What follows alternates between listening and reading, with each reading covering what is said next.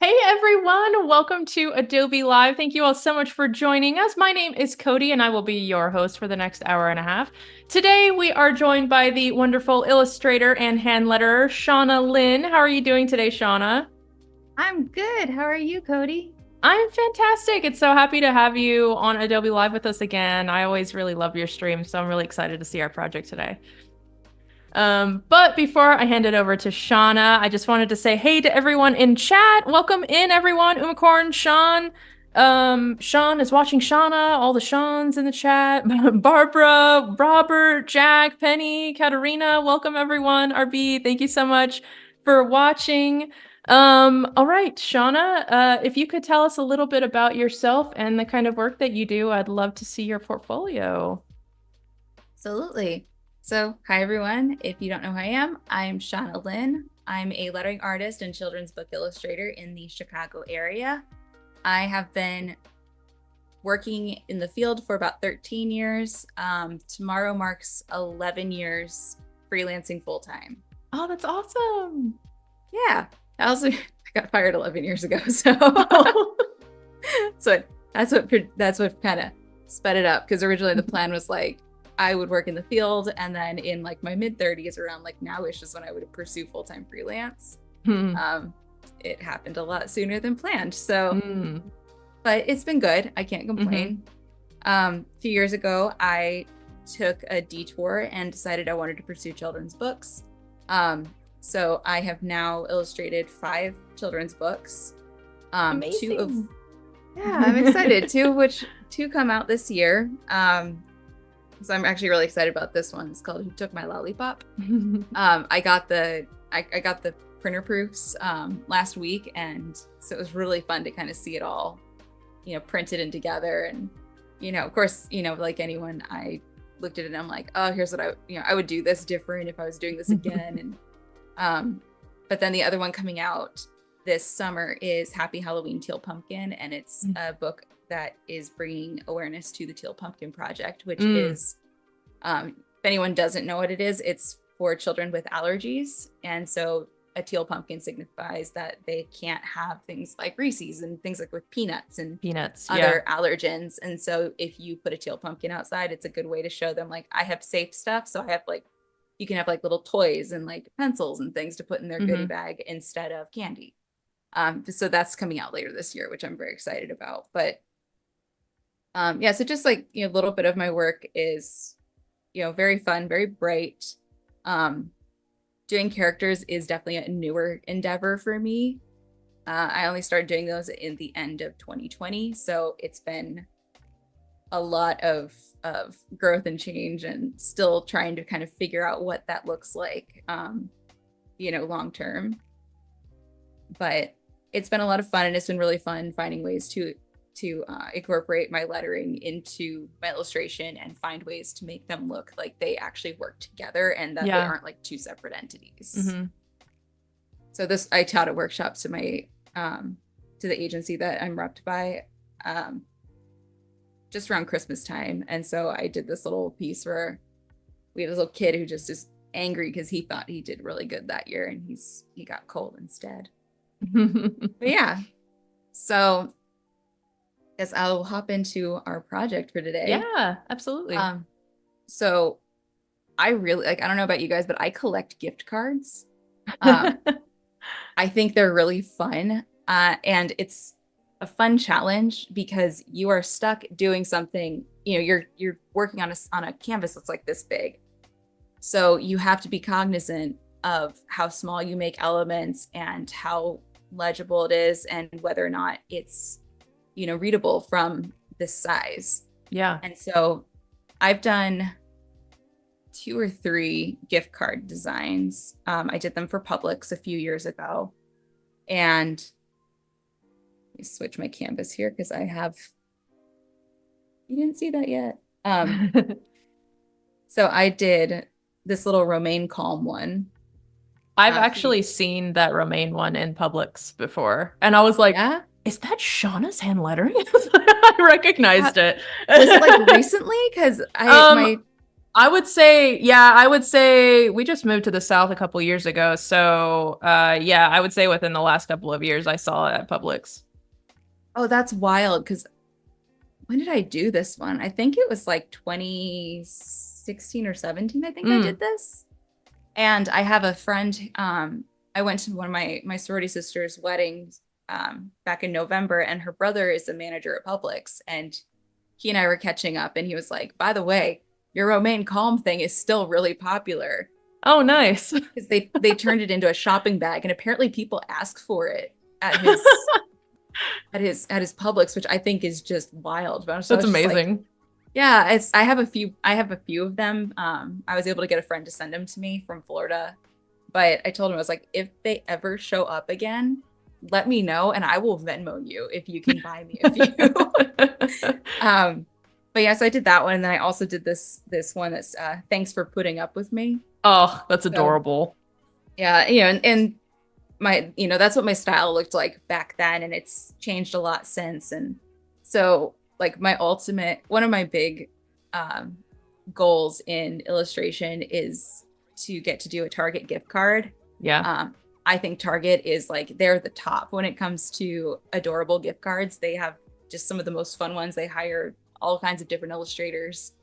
And I had the opportunity to do one like several years back, and the project got canceled because it just like what they were sending me, they sent me like a very specific, like, this is what we want, but put your own Mm. flair on it. And they, every time we went back and forth, it was like what I was doing was very similar to what they had, but with my own flair. And they're like, that's not what we want. That's not what we want. So they just canceled the project. Of course. Yeah. And then I saw it in stores like I think I saw it in stores like maybe 2 years ago, finally. And it was exactly what they sent me. So I'm like, I really would like redemption. I would like to Yeah. do another one that I feel like I actually get to like finish the thing and see it live. So Target, if you're watching, hi, I'm available. Um, but for fun, I think it's always really fun to like mock up your work, especially if you're, like me, where you've if you've been working on it for an extended period of time, after a while, you're just like, wow, this really sucks. This looks awful because you've been staring at it for too long. And so I'm a big proponent of mocking things up because it takes an element of it takes you out of that like looking at your work objectively. It's less You know, personal, I feel, when it's on yeah, a mock-up. Yeah.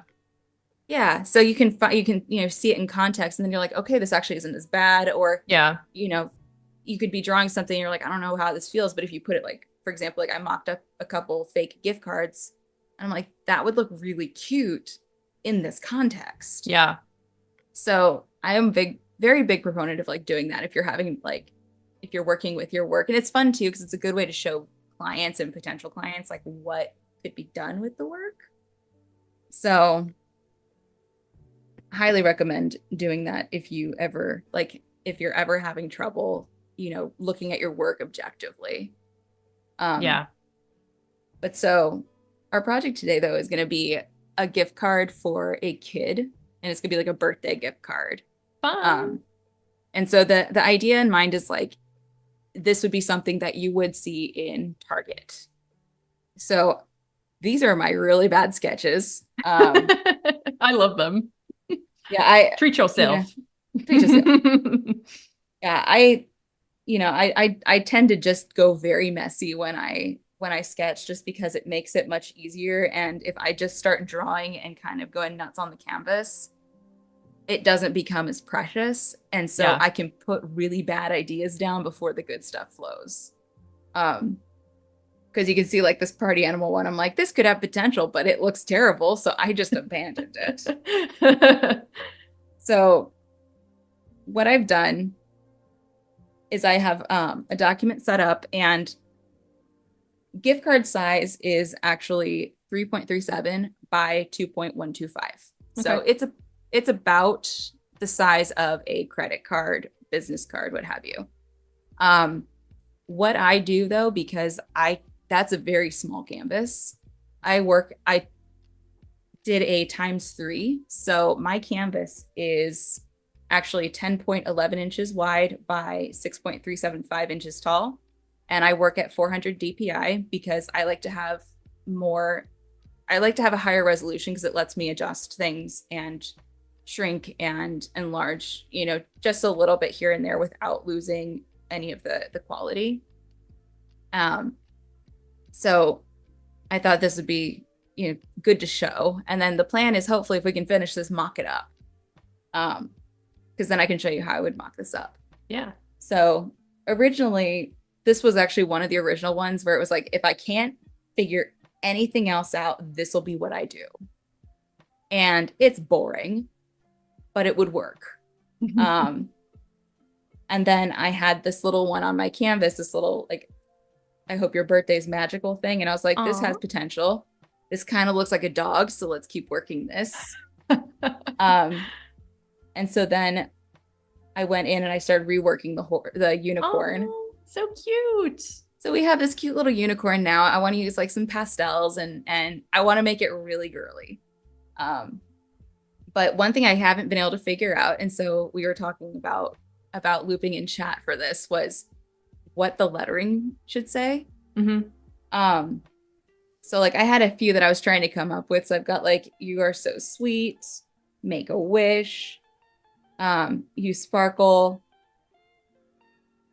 magical birthday wishes. I went too far down. Here we go. And then I just had magic. So I'm open to chat throwing some ideas out there. I think if you guys have any suggestions, put them in chat if you want to possibly see your suggestion on Shauna's gift card today.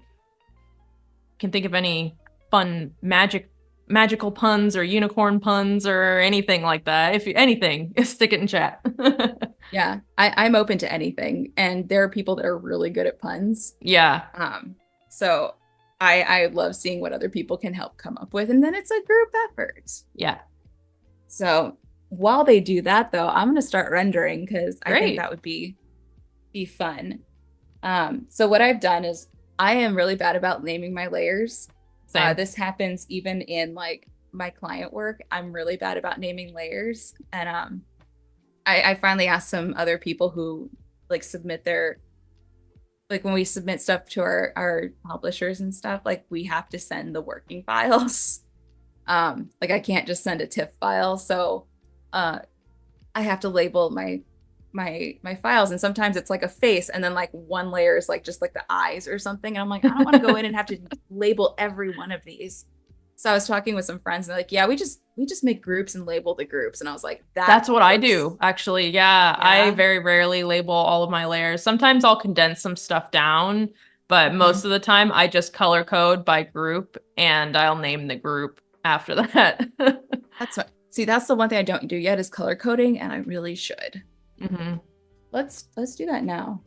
It's really helpful to just see things at a glance, even for yourself while you're working. Like, for instance, like all of my sketch layers are usually blue, or like I just like in my own mind, I have color codes for certain things, and it just helps me find layers faster.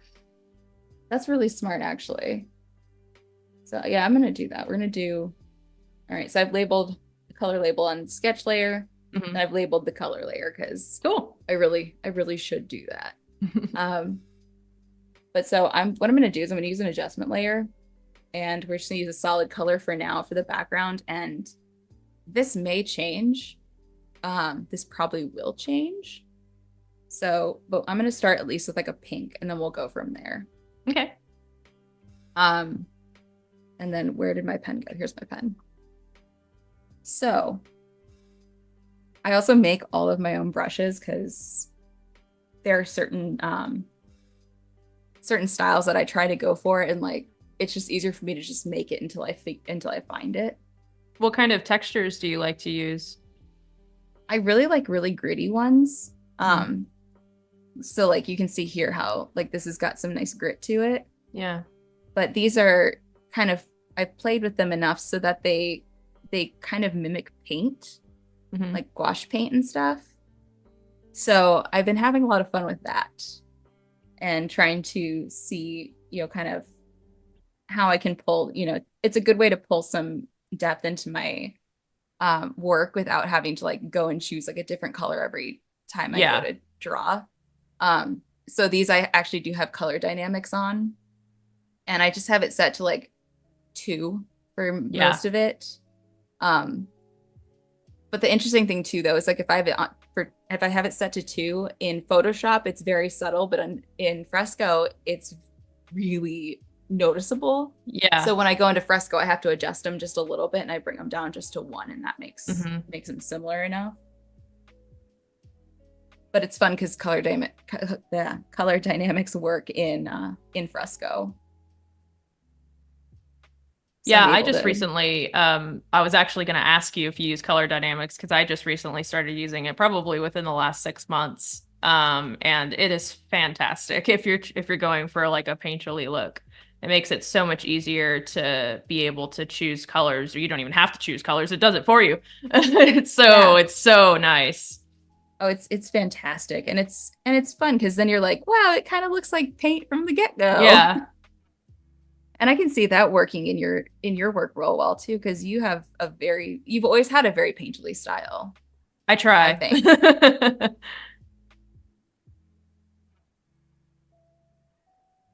I did a lot of like colored pencil style stuff early on, and so now I'm trying to like mesh the two.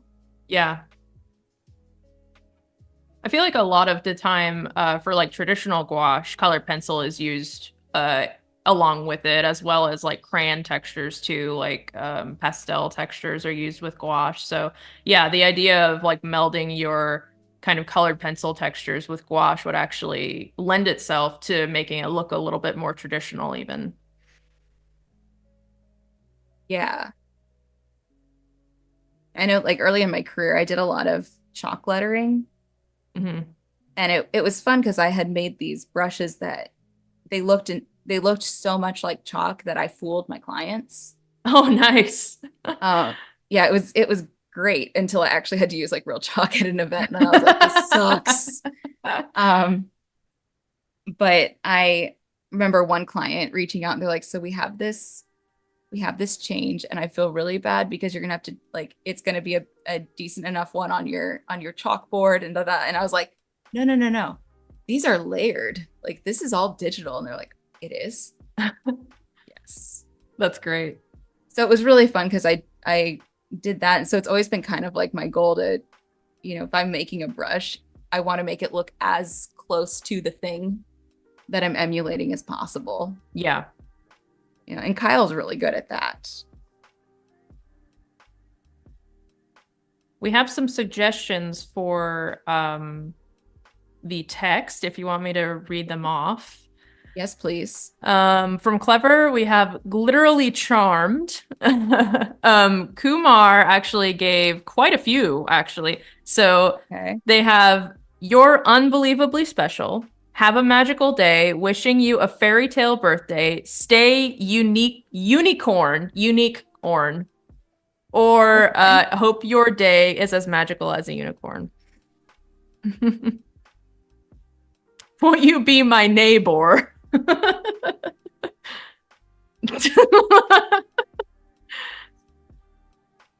like that. Won't you be my neighbor? It doesn't even work for this, but I just it like doesn't, but it's funny. Yeah. Oh, that was good, Clever.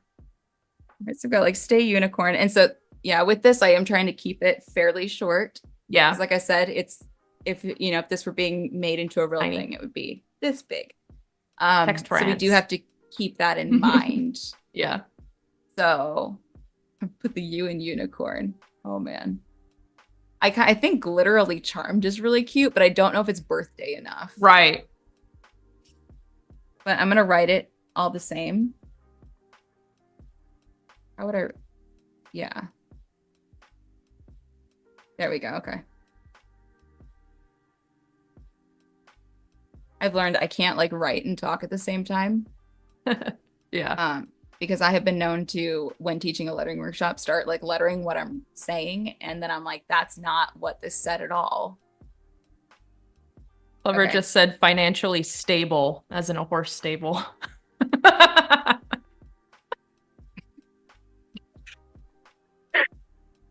That would be a really cute credit card design. You know how you can like, yeah, like how you can like customize your credit card sometimes. but they don't, I found though they don't really let lettering on there often. Right. So, Because it because I would kind of wanted, like, yeah.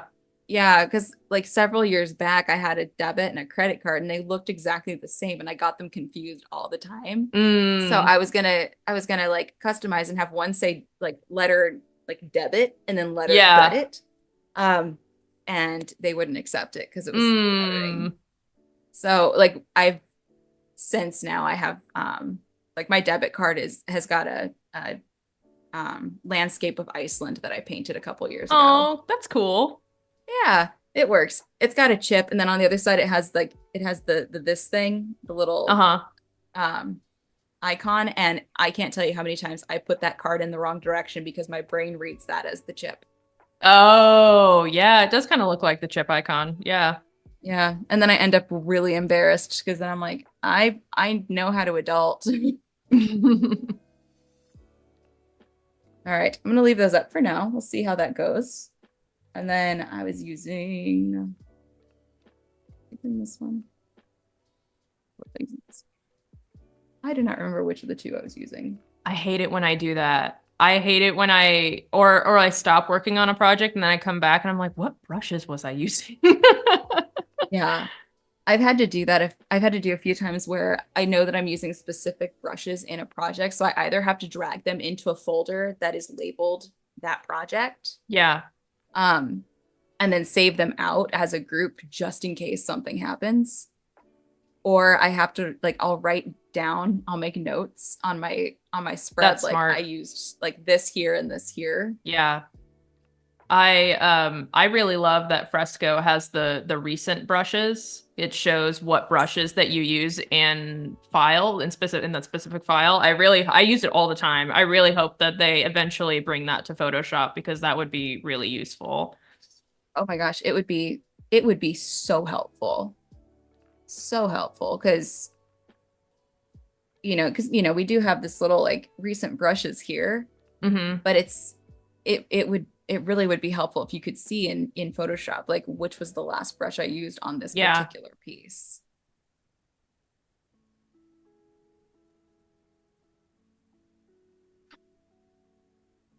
Oh man. Yeah. Okay, so Photoshop team, if you're listening, this is our request.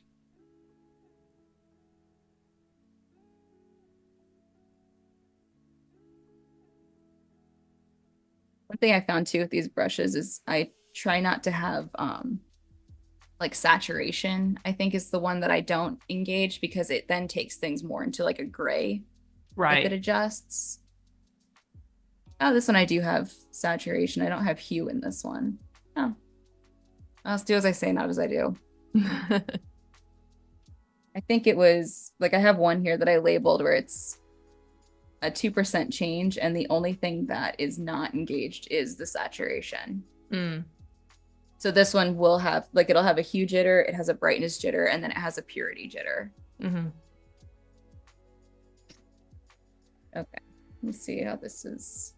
All right, it's a start. We have part of a unicorn. What color should the horn be? Um, I would if it were me, I would probably do like a gold horn, Oh, okay. but you could also, I guess you could also do any of the colors. Like if you plan on, like you could match it to one of the colors from the mane or the tail or something. I don't know what color you plan or what color or colors you plan on doing the I was mane or the thinking, tail. yeah, the mane and tail, I'm thinking of doing like pinks and purples or like Yeah. blues and purples because if the background's pink, I don't want it to. Yeah. But blues and purples would work. Um, oh my gosh, clever goes. I'm always a fan of hey, hey, hey, HAY. You make me feel like prancing. Clever can go all day long. Clever's on a roll. Yeah, Clever is absolutely on a roll right now. Oh my goodness. Um, all right, we'll do gold for now because then we can always change it later. Yeah, totally. Um, That's the benefit of digital art. exactly. So one thing I've done too, because if I'm working at the computer, it makes it really easy if I've got keystroke stuff going. I programmed the letter N to open my color picker. Oh, So it makes it really nice and easy. So I don't have to like reach over, and it's a lazy thing, honestly. I don't have to yeah. reach over and like tap, the foreground to change it. I just hit N because Hey, work I smarter, not harder. exactly. It makes my life so much easier. And then I have this setup. If anyone wonders why like part of my color is grayed out, that's the gamut warning. And I saw this tip from Zoe Persico. Mm. Mm-hmm. So what you do is you can set the gamut warning so that anything that's gray is will not print. So if you're working in RGB in, Photoshop or whatever, you're able to see like which color spectrum won't print in like CMYK. Uh-huh. So that way you can avoid it ahead of time. And how do you turn that on? I want to say it's like Shift Command U. Hold on. I'm going to find it because Shift Command Y. Oh, okay. Oh, yeah, And you there it have, is, right in the view menu. Gamut yeah. warnings. So if you want it to show up in Color Picker, you have to have Color Picker open.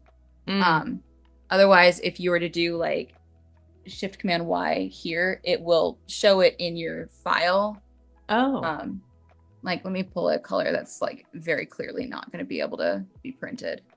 So if I did Shift Command Y, you can see that it gets grayed out. Oh, yeah. So that if I were to look, yeah, it's like if I were to open a document where I was using colors that wouldn't show, I can see exactly which ones I need to change and adjust. So it's really like really handy. What's going on here? Why?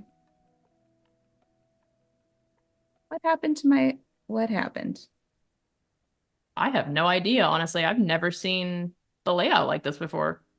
No, this is This a isn't even like full screen. Did you accidentally, is it full screen? Did you accidentally press F no, or F11? no, I Forget did what it not. is. We might want to go off the screen Hmm. for a minute because I'm gonna have to save and close this out and open it back BRB. up. Sorry, guys. It's so weird because like I can close this. I can like it just all of a sudden it just glitched. Yeah, I don't know. Jack That was says we weird. need that in Illustrator. Oh yeah, the gamut thing. Yeah, definitely, especially because a lot of what Illustrator is printing. Yeah. I always have with Illustrator, it's always so hard because that one defaults to CMYK. Mm-hmm.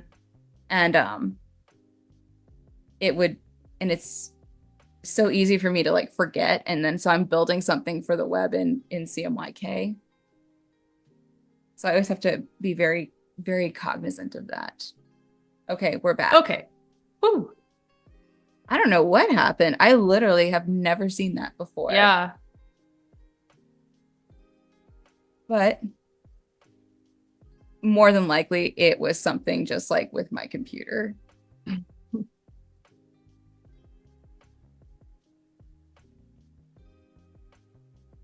Gold is a very hard color to grab, but we'll just do this for now.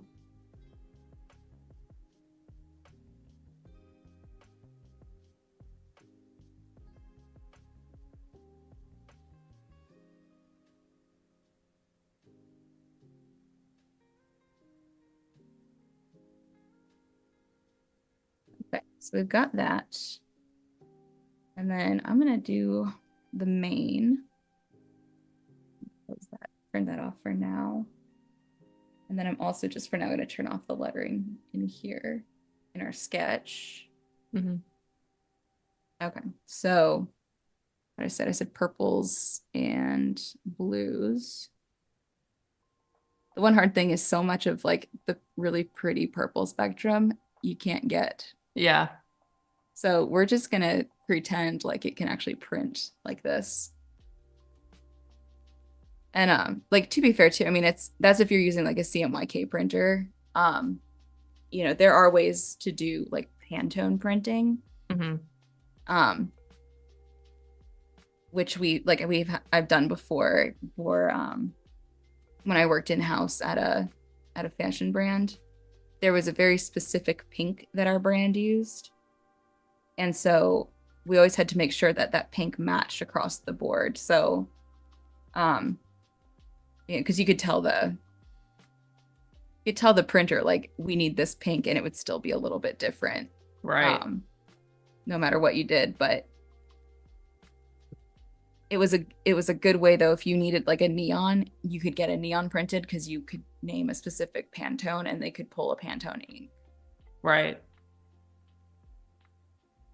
Or if you know that your gift card isn't necessarily going to be printed, like maybe it's like a digital gift card for a website, you could also do non-CMYK colors. Maybe it's something that's going to be emailed or something like that, It's just like a visual representation of it. Yeah, exactly. Yeah, like I do t-shirt designs for my friend's company and it's all online.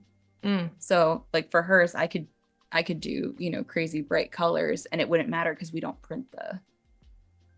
um we don't print the gift card at all. hmm Someone on the other end might print it, but that's on them.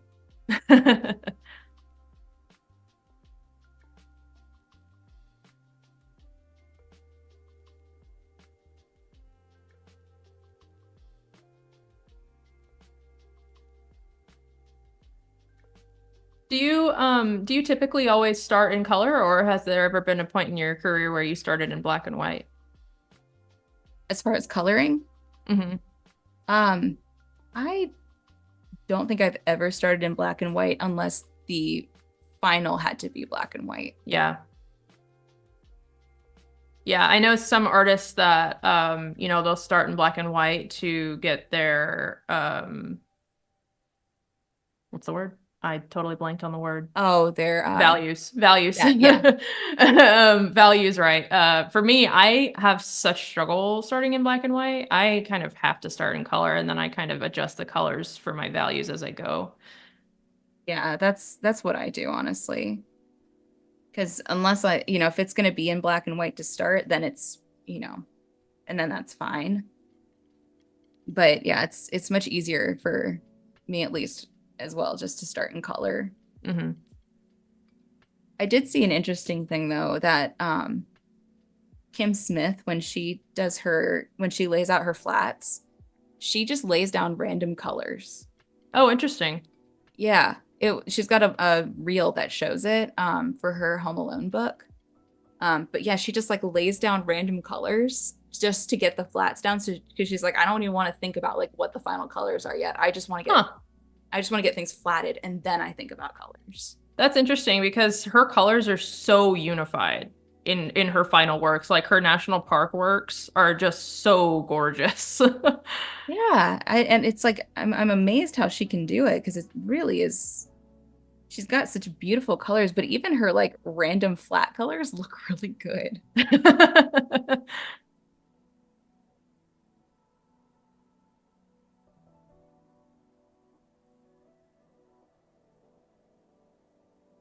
Is there a point in your work where you start painting over top of your sketch, or do you pretty much do the entire illustration underneath your sketch? I do it underneath because I eventually just like drop the sketch out. Mm. Yeah, it eventually just gets turned off. I've never figured out how to do like an overpainting on a sketch before. Uh-huh. And I envy people who can because that was never something I figured out. hmm So because if I were to put this like over my sketch, I can't see anything and I have no idea where anything goes. Right. So it's easier for me to just have it, where it's at now. Yeah. And then for like her eye, I'm not doing like solid black. I'm doing like a really, really, really dark purple. Mm. Kind of like helps unify the color palette a little bit. Yeah. And it will still like in context, it'll still look black. Yeah. But it really like and it's really hard to see even here. But if you were to do like, let's see if I did this and then I just did 100% black, you can't really see a difference until you get really, really close. Yeah. And that can make the difference too, like when you're illustrating, because if you have like stark solid black, it sometimes is too much of a contrast hmm and it doesn't work as well. Whereas like with the purple, it pulls a little bit purple, so it's a little bit of a warmer black. Right.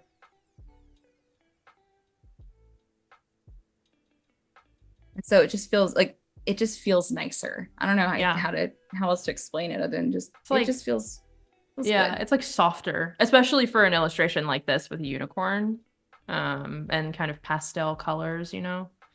Yeah. And it's one of those like subtle things like I don't think anyone else would ever notice, but we Right. know. Yeah, especially like when you're looking at like say you're a customer looking at the final product of this gift card, you're not going to be looking at the eye and saying it's not pure black. Like once you Yeah. see, you know, like once you see the whole finished product, you just that's all you see, you know, you see it as a whole rather than what the artist sees as just like tiny little pieces of it, you know. Yeah. When it comes down to it, it helps a lot. Yeah.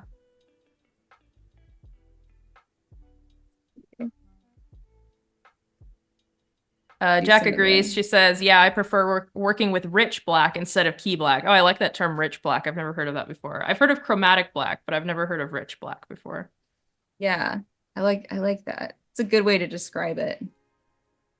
But I guess that makes sense too, because if you're doing like if you're printing in CMYK, that does make sense. There's rich black in InDesign, Mm, and it's using like rich black versus the key black.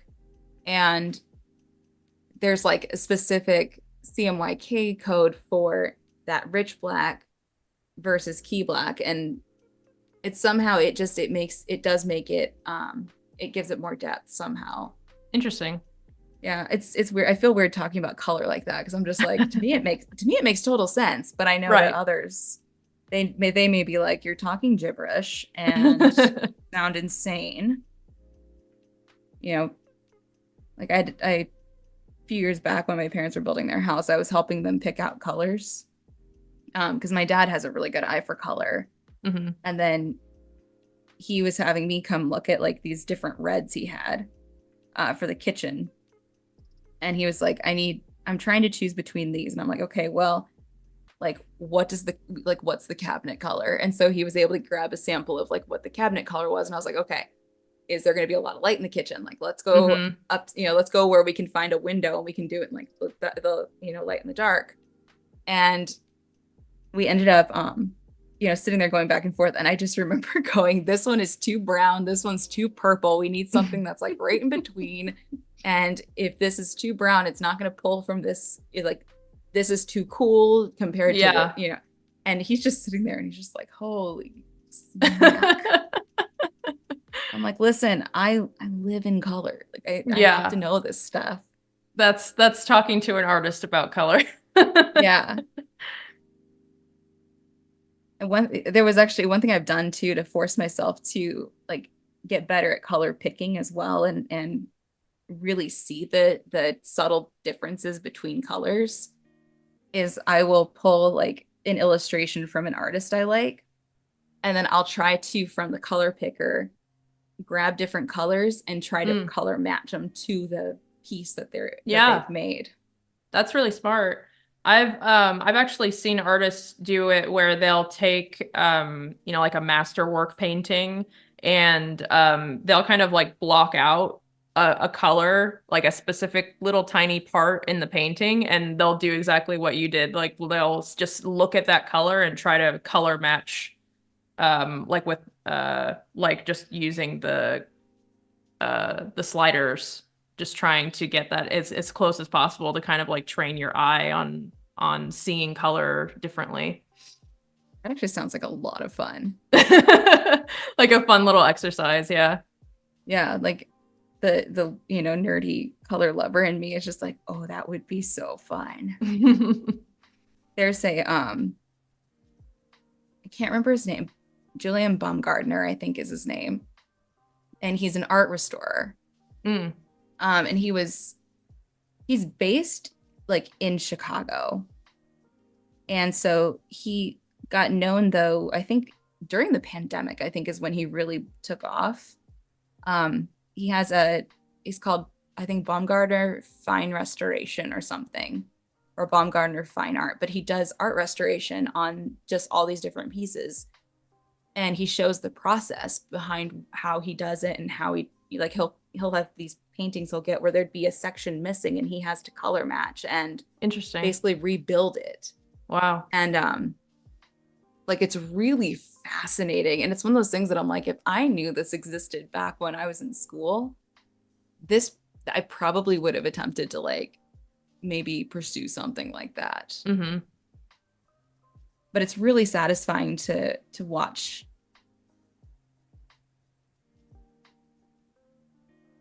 Oh, Jack dropped it in the chat. Thank you.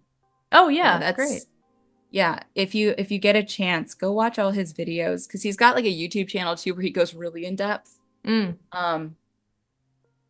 But it's a lot of fun to just watch, and it's like it's really satisfying too. Yeah. All right, so I'm gonna go back into the main for now, and we're gonna pull a blue. Don't want to do like I'm pulling in the gamut area that I shouldn't be pulling from, but It's okay. I won't tell. yeah, we'll just pretend no one Yeah. needs to know. What do you think of that? Yeah. I'm gonna turn That's off the cute. sketch for now. I'll turn off the sketch so we can at least see. Oh, Teddy fell asleep. If you guys hear little woofs, he's just started dreaming. I don't think my microphone will pick it up, but in No, case I you don't hear hear anything. that, Yeah. okay. Sometimes he gets really loud when he dreams, so I would not it's not out of the realm of possibility that you might hear him start barking in his sleep. But he's an old man, so he just sleeps a lot these days. Because he's 12 now.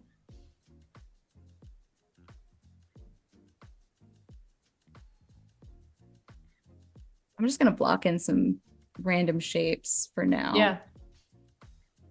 Just so we've got something to kind of work with.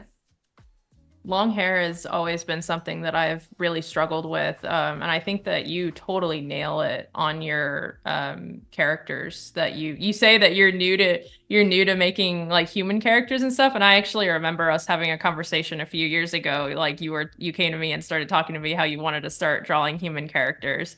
And you have gotten so good at drawing human characters. And Thank you. I think that you do a great job with the like volume with long hair and stuff. I think it looks really good. It's so funny because like I'm going through that struggle right now because I'm taking a few Damascus courses. Mm. And one of them is you just make like 5 different characters basically based on a theme. And so I happened to be watching the US Figure Skating Championships while I was doing it. So I just started drawing different little figure skating characters. Mm-hmm.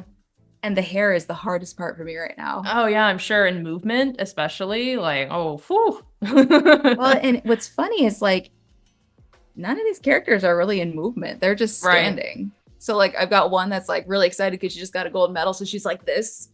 And but because it's skating, your hair's up. And I'm like trying to do this really cute little hairstyle I saw one of the pairs skaters, with, but it involves drawing twists, like drawing your hair twisting. Yeah. And my brain is blocked on it. I'm like, I can see it. I can see it in my head. And the second I try to draw it, I'm like, that looks nothing. Nothing like what I'm seeing in my head. Oh, I know that feeling. So that, it'll work itself out at some point. Yeah.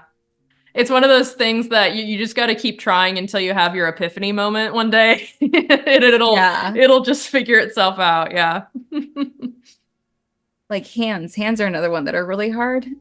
And so what I have found I've started to do that actually kind of takes that like mystery away is see if I can do it here, because I had one where like the hand was like on, so it was like on the kid's hip. And so what I did was I just started drawing little shapes for like the fingers. Yeah. Knowing that it was gonna, like, one finger was gonna be behind and you just see a little bit of it. And so that way when I go in and I go to clean it up and stuff, I know that like,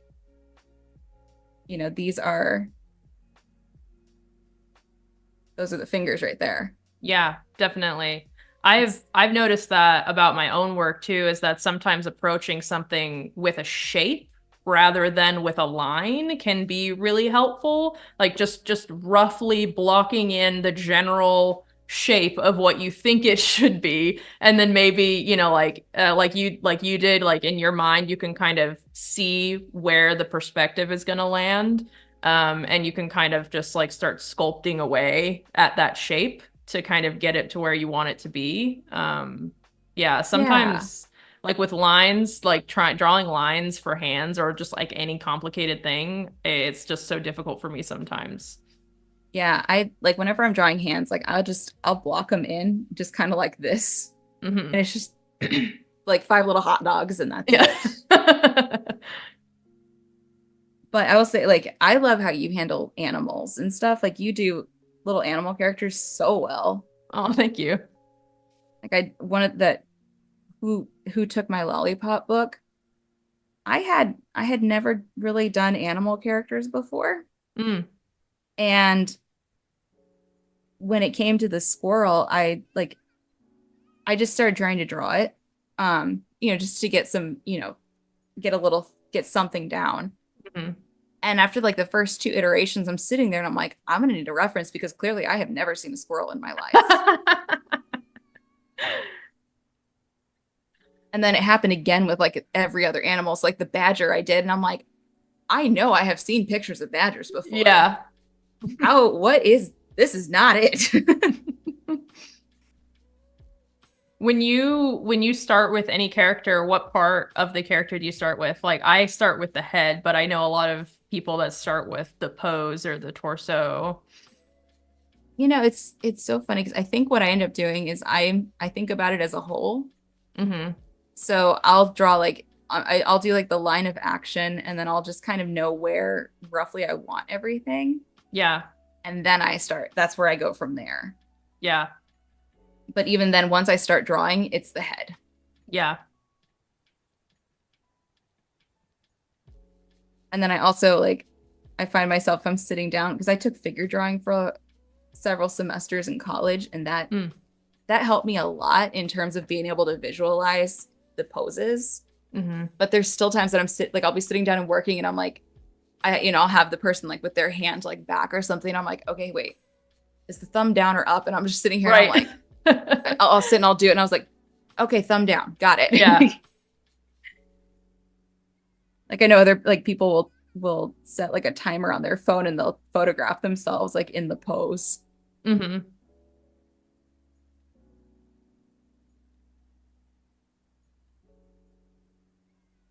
And then there's times that I'm like, I can see this pose in my head, no problem. And it's like the second I go to draw it, it doesn't want to translate. Hmm.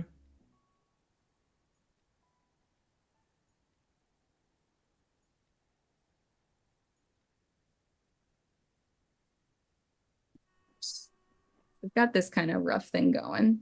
Looking cute. Thank you. Clean this up here, get it around the ear. One thing I probably will do is just kind of like create another layer and paint over sections Mm. just to make it easier once we get further along. Hmm. Gotta do the tail. I have to see, what did I do for the tail? Okay, here we go.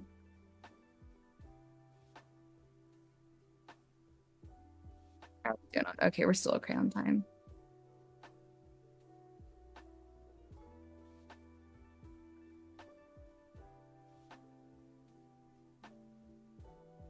I really like this composition, how the mane and tail is actually taking up the majority of the space, and it kind of leaves that area for the text to sit.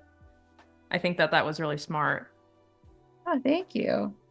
I will say that's one thing that's been really helpful in terms of like having studied graphic design is that working with like a layout like that it helps knowing Hmm. how to tackle that. But at the same time, it also can hinder me. Because there have been times that I've like I've sat there and I've gotten to where I overthink how it's going to lay out and how it's going to be a composition rather than just sort of letting it do its thing. Yeah.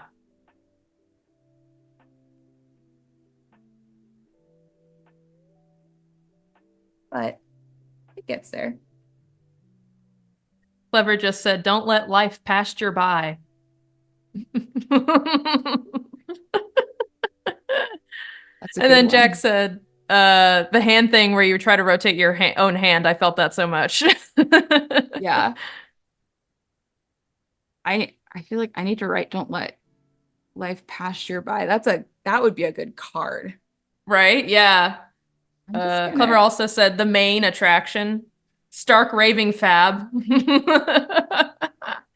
Oh man, you should go into a greeting card business, Clever. You should start pumping out greeting cards. Seriously.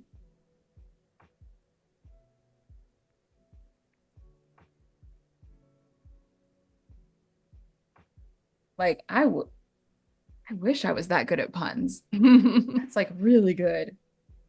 Um, all right. So I'll put in more detail on the main and stuff later because things I want to do with that'll probably be a post show thing Sure. to clean it up. And for now, we are going to go in and we are going to paint in the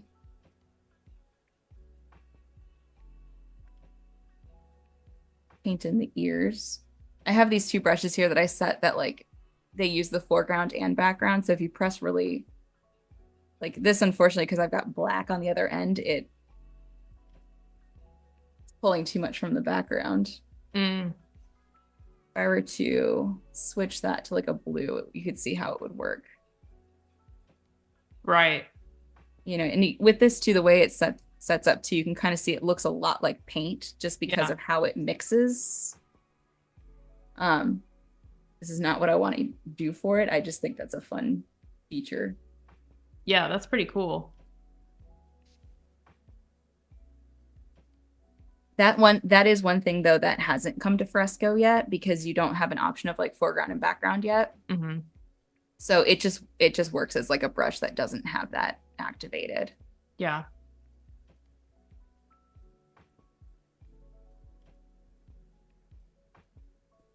This one you wouldn't see the pink. And then we gotta do the cheek. Always got to add a little blushy. Oh, yeah, absolutely.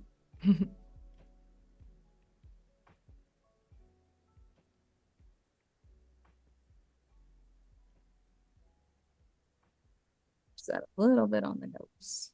Because why not?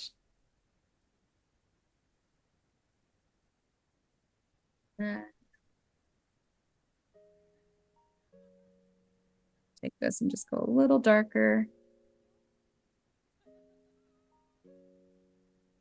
Now she's starting to come together. That's cute. I like that little curly Q line. It really adds a lot of character and kind of like whimsy, lightness. Yeah, it makes it fun. Mm-hmm. What I do real quick too is just kind of paint back in some of this, like some of the ear and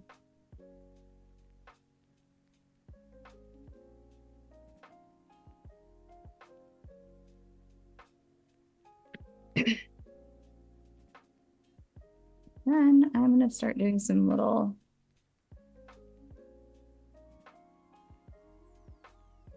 the outlines real quick, just so we have that blocked in, and then we can try and quickly block in some lettering so that we've got time to quickly, mock it up as one will do. Yeah, we still got like half an hour, so you got plenty of time. Okay, cool.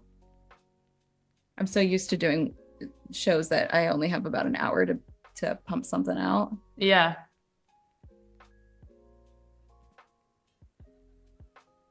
If you had to choose one color that you love working with the most, what is it? I end up with pink in a lot of my compositions, I think. Mm-hmm. It ends up being What's like your least pink, favorite? green, actually. green, because green is hard. Yeah. Yeah, I found I end up using either a lot of pink or a lot of orange Mm-hmm. in my compositions. Especially like because I did like that Monsters on the Broom book, and that, let me see if I've still got, yeah. So like I can quickly show it on my thing here. My portfolio, that thing. Um yeah, so like here, like this, I started out actually with this with a lot more pink. Mm-hmm. Um like the original iterations had a lot of pink, and they're like, this is Halloween. It needs to be orange. Um, Yeah. but there was still like a lot of pink ended up in the, in the spreads, because they said, we can use this as an accent because it does work. Mm-hmm. We just need more orange than we A need little pink. less. Yeah.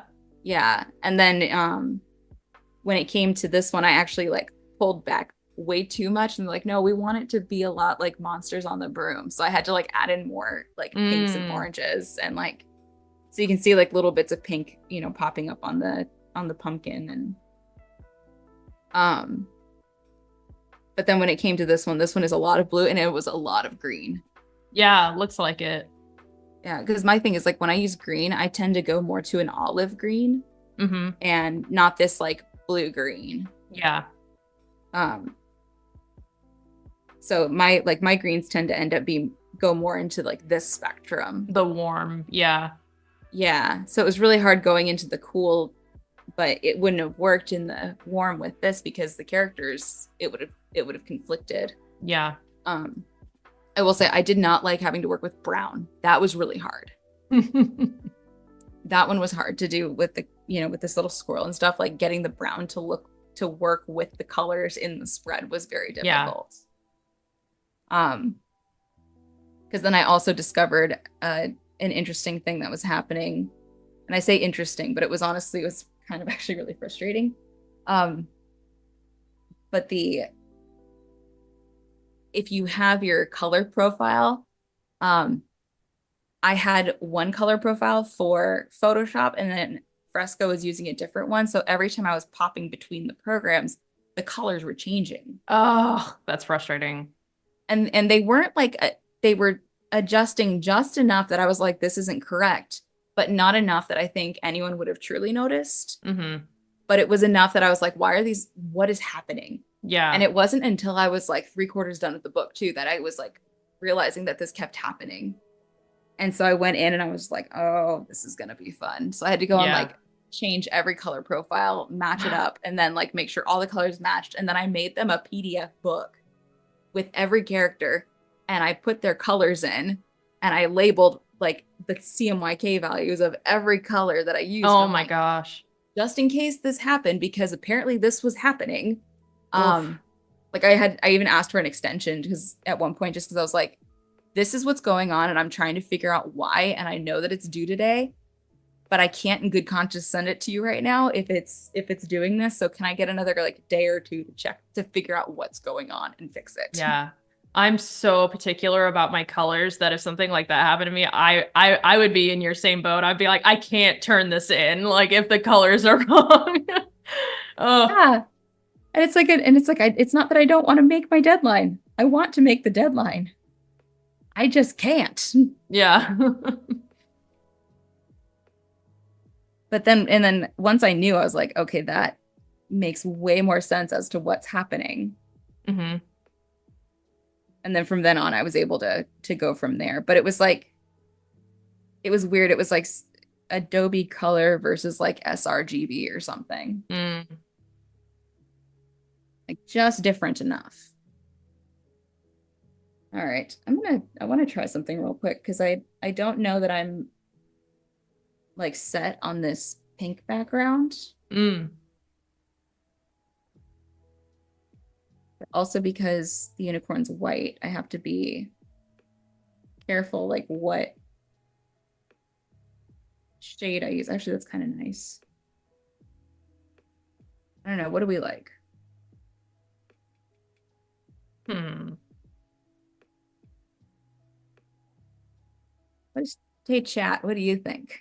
Yeah. What do you think, chat? Pink or blue?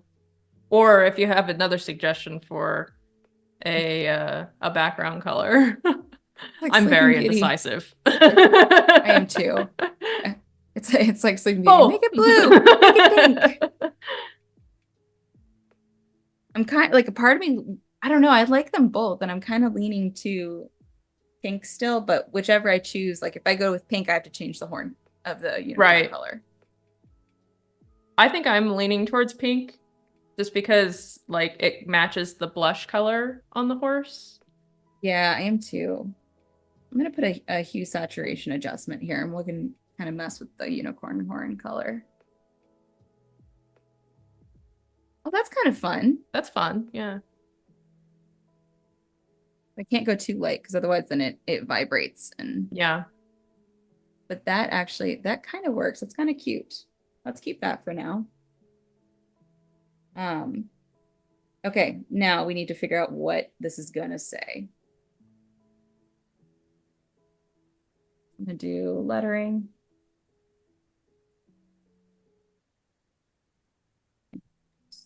Gotta bang it out pretty quickly so that we have time to do mock-ups. Also, I have to say you had sparkles in your sketch and you haven't added the sparkles. Oh, yeah, I will add those last because it'll depend where the Oh, lettering is. okay. Yeah, because like if the lettering only takes up like this portion, then I can like go, you know, ham on it. Right, fill Um, in the gaps. Yeah, smart. yeah. So like anytime I'm drawing, if I have any kind of sparkle or stars or anything, that's the last thing I put in. Okay, that's smart. Yeah. I'm kind of, I feel like I'm kind of leaning to like just like make a wish, just so we've got something, you know, down. See if how much larger I can make this without.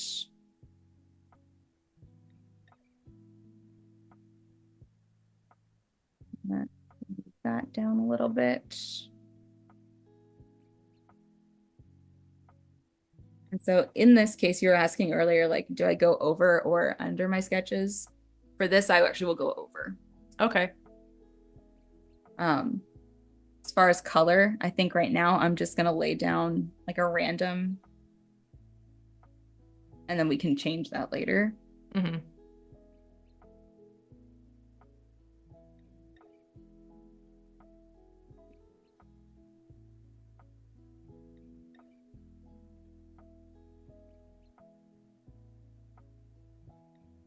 I noticed you have smoothing on 10%. Do you typically use smoothing for hand lettering? Yeah, I use it for everything. Yeah. Yeah, like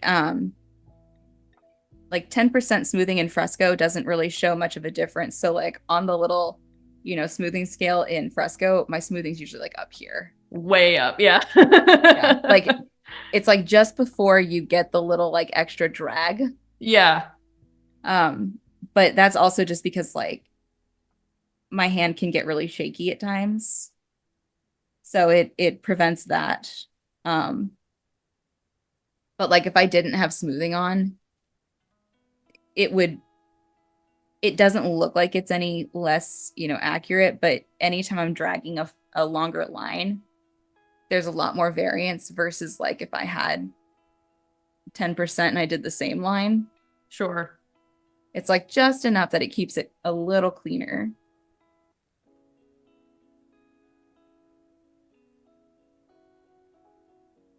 And my hands are generally relatively not shaky, but if I've had caffeine that day, my hands can get like crazy.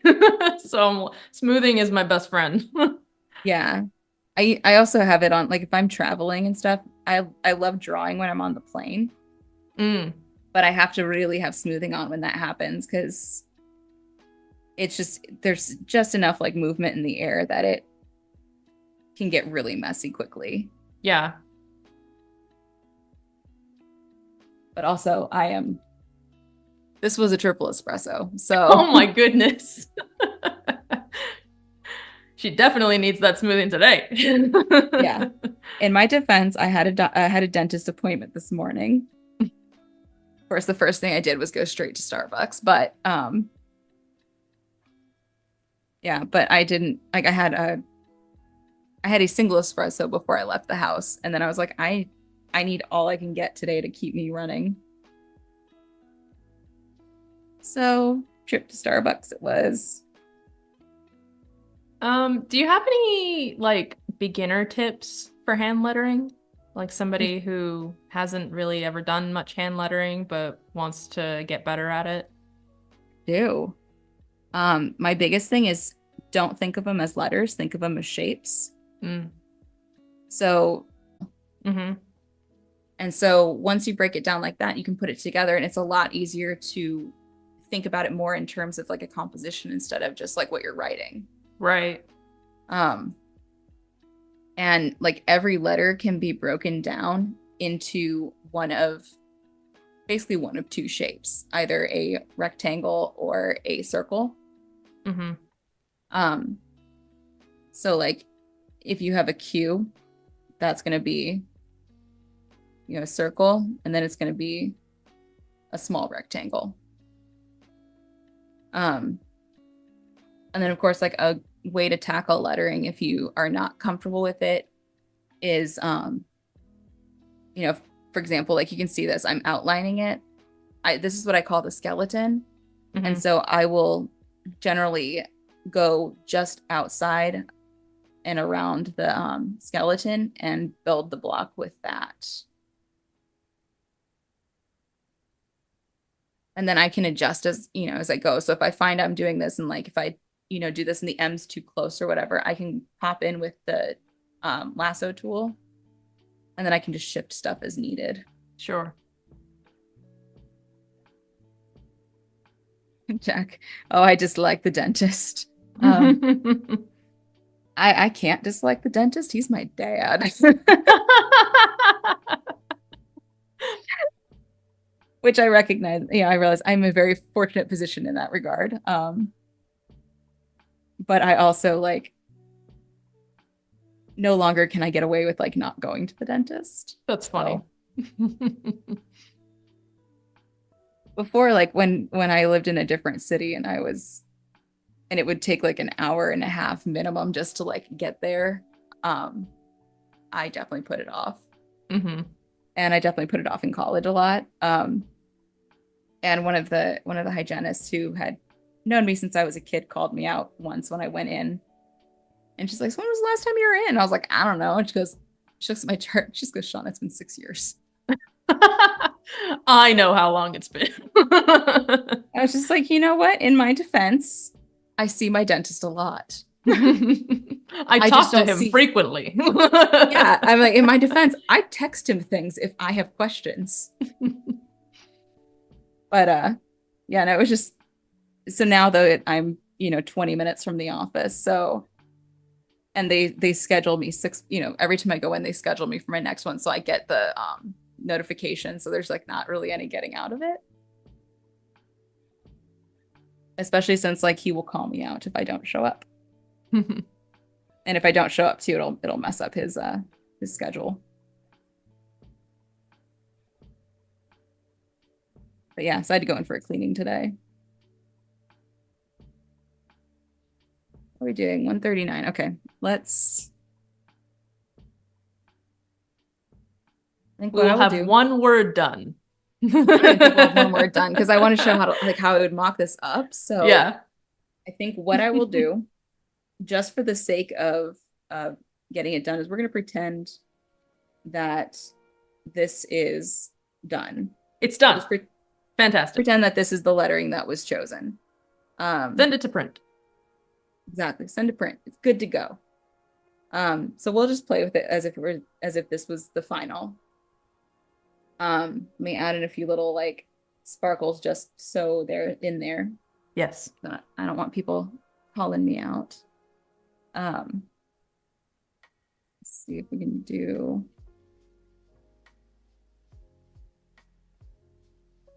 Yeah, and these would probably end up being like white in the long run. Mm-hmm.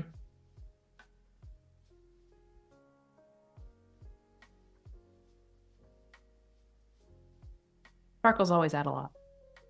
They do. They're good space fillers. Mm-hmm. I like to do like stars, little sparkles, and then I also like to use dots. Mm-hmm. substitute would be, we'd have little things there.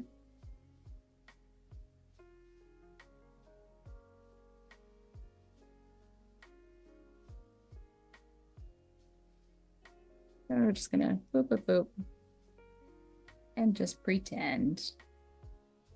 Fantastic. Beautiful. Done. Hooray, we did it. Yay. All right, so what I'm gonna do is I'm gonna quickly save this out just as a JPEG so I have it ready to go so I can just drop it into my file. And then what I'm gonna do is I'm gonna create a new document. And if this were gonna be like an Instagram post, we're gonna do, I do mine like 8 by 8 inches. Again, 400 DPI. And so we have an artboard ready to go. And then I'm going to go and grab the rectangle tool. And I'm just going to click so that I can put in my, what was it? 3.37. 3.37. And then when you do this, you have to specify inches because it will just default to pixels. Then 2.125 inches. So there's my rectangle. And then I'm going to give it rounded corners. So we have this shape. This will be our gift card. And for the sake of it showing up well on the sake of it showing up well, we're going to do that. And then I'm going to make a copy of it real quick. And then what I will do from here is I'm going to right click. I'm going to convert it to a smart object. And then I'm going to double click on the smart object. So we have our little shape here, and it's got the curves already. So I'm going to go to File. I'm going to place embedded. It may have hit linked. I don't know. We'll cross that bridge later. Doesn't really make a difference right now. And then what it's going to do is it's going to pop my illustration in here. And then what I want to do is I'm going to command click on the rectangle so that it creates a marching ant selection. And then on the gift card illustration layer, I'm going to hit this little square with the circle cut out. This is the mask. And what that'll do is it'll remove the corners. Right. And then I'll turn off the rectangle in the background. I will hit save. So there's my little gift card. Cute. And so what I'm going to do from here, because this is where it kind of gets fun, is I'm going to duplicate this. So we have a smart object copy, and I'm going to label this one art goes here. And you're going to take the fill down to 0. You're just going to place that up on the top. I'm going to create a new layer. And so what's going to happen is if I turn that off, you don't see the original one. But what it does let me do is still go in and change the original. And then I can manipulate this one and turn it around and move it and do what I need to do. So then that way, if I were to throw in a different, if I were to place, I don't know, we're going to just grab like my little promo thing here. We're just going to pretend this is, beautiful art for this. It is beautiful. I'm going to duplicate that. I'm going to hit save. So you'll see what it's going to do is just update my design right away. And so that's where all the changes happen. And then wherever it's linked will update. So we're going to go back to what it was and then save that. So what I can do too is now I can add a drop shadow to my mockup. So I can double click on this. I can go to drop shadow. You can see that already makes it look a little more realistic, a little bit 3D. And then from here, this is where it kind of gets fun because we can use generative fill to add things. Oh yeah, that's smart. So I'm gonna go up to window. We're gonna do contextual taskbar. I promise I can talk.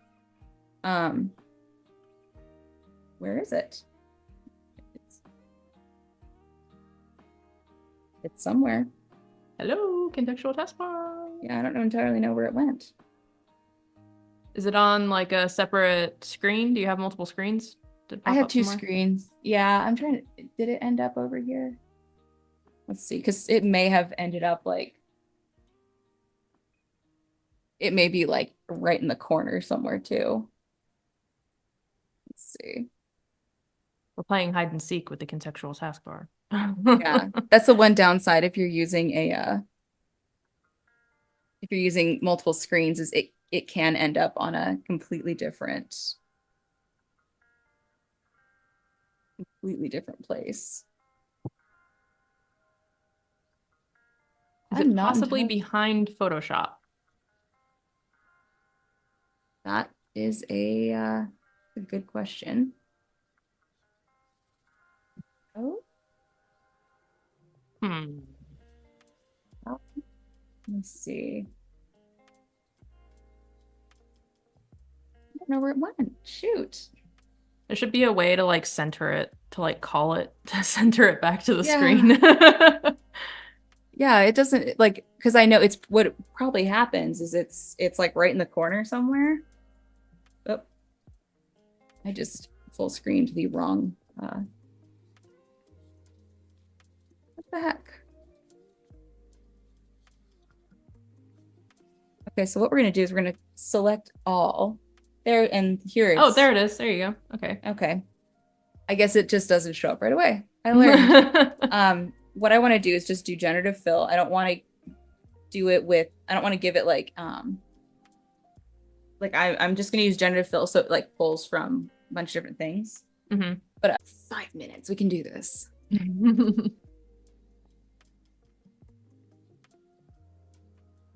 And then if chat, you want to throw some like extra things we can throw on our little table here. Cute. Yeah, so we've got a wood grain here. So I've got a couple options. I like this first one. I think this works fine. Hmm. So now I'm gonna do the lasso tool and then I'm just gonna draw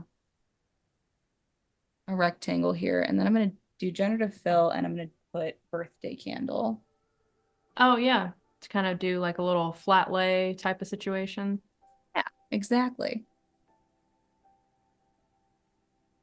And see, even with the card like not done, it still looks cute. Yeah, it looks great.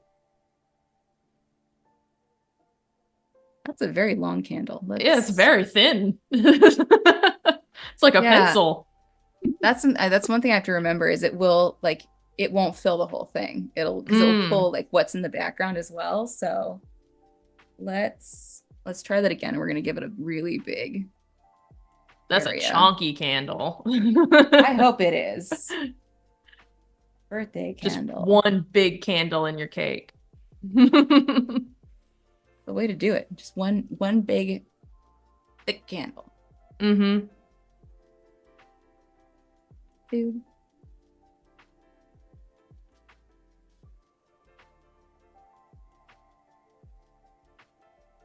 There's also ways too, like with your mock-up too, that you can add like the strange looking candle.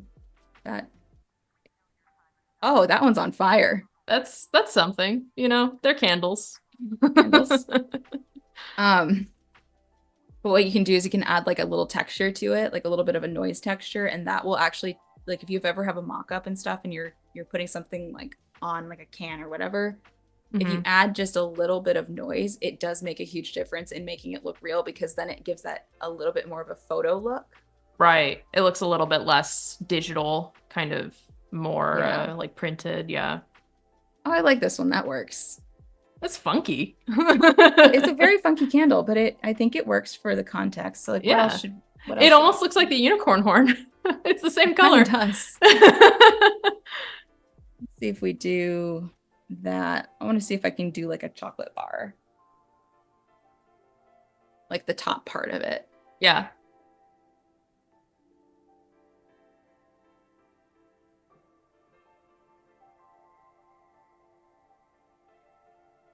That kind of worked. It's chocolate. There you go. Yeah, There's a flat one at that least. works. Yeah. Yeah, I'm gonna generate one more time to see if it maybe gives me something else. The cool thing though is it does take into account like everything else in the composition. So like it's not giving me a weird angle. Like it's putting it in there at the correct perspective. Yeah. That one not so much, but you know what I mean. Yeah. I still like this one, I think, the best. Mm-hmm. Okay, what else should we put in here? Like let's do like little pieces of confetti. I'm gonna see if this will work. Because I'm just grabbing random spots.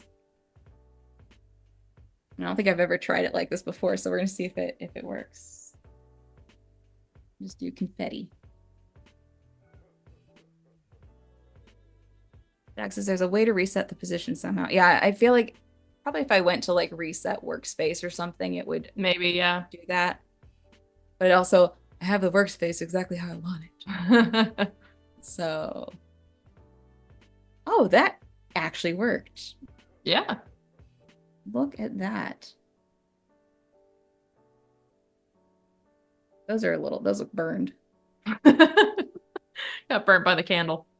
Yeah, I think they're supposed to be metallic. Mm-hmm.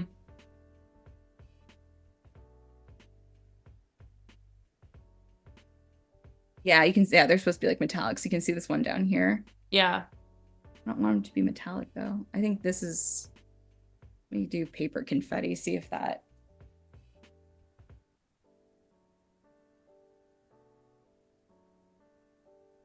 Does it. Versus put the card atop the chocolate and all the chocolate and snacks I'm going to spend all my money on.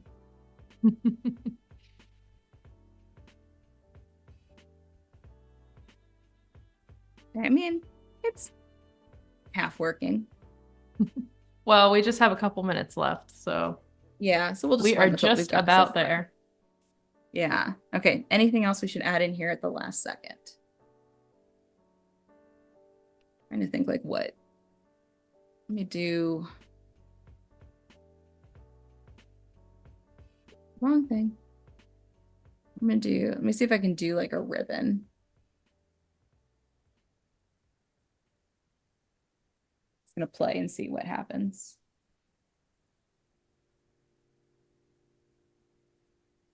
I wish for a piñata. That would be fun, clever, but I am not sure that would fit well in here. That works. That does work. I kind of wish it was in front of the card, but because I have it positioned behind the card, that's my own doing. Mm-hmm. So if I were to quickly, like if we were to just quickly do that on here, let me just.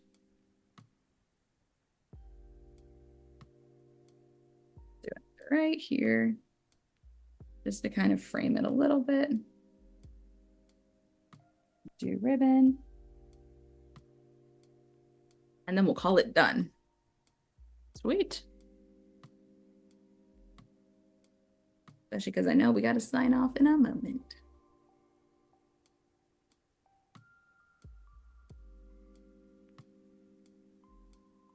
Didn't work like I hoped it would. We'll pretend it worked. It looks great. It looks fine.